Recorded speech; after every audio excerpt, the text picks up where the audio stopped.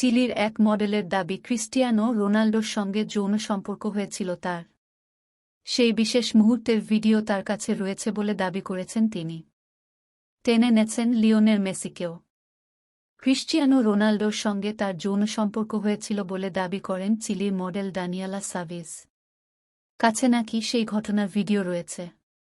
এমনকি লিওনেল মেসির বিরুদ্ধেও অভিযোগ করেছেন দানিয়েলা। সরাসরি মেসির নাম না করলেও ইঙ্গিতে তার দাবি অন্য এক মহিলার সঙ্গে সম্পর্ক ছিল মেসির। নিজের টুইটেই এসব কথা বলেছেন দানিয়েলা। সেই টুইটে ওনার লোকে ট্যাগও করেছেন তিনি। তিনি লিখেছেন, যদি নিজের সঙ্গীর বাইরে অন্য এক পুরুষের সঙ্গে যৌন সম্পর্ক হয়, যিনি উদার মানসিকতার এবং তার কোনো দাবি নেই, তাহলে কি তাকে প্রতারণা বলা যায়? এটা শুধুই যৌন সম্পর্ক, আর কিছু নয়।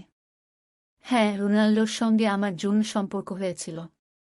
কবে বা কী পরিস্থিতিতে এই সম্পর্ক হয়েছিল সে বিষয়ে স্পষ্ট করে কিছু লেখেননি দানিয়া, তবে তিনি জানিয়েছেন তার কাছে রোনাল্ডোর সঙ্গে কাটানো বিশেষ মুহূর্তের ভিডিও রয়েছে। দানিয়া লেখেন, আমি একটুও বাড়িয়ে বলছি না। আমার কথা প্রমাণ করার মতো ভিডিও আমার কাছে আছে, কিন্তু সেই ভিডিও আমি কাউকে দেখাব না, কারণ প্রত্যেকের জীবনে গোপনীয়তা থাকে।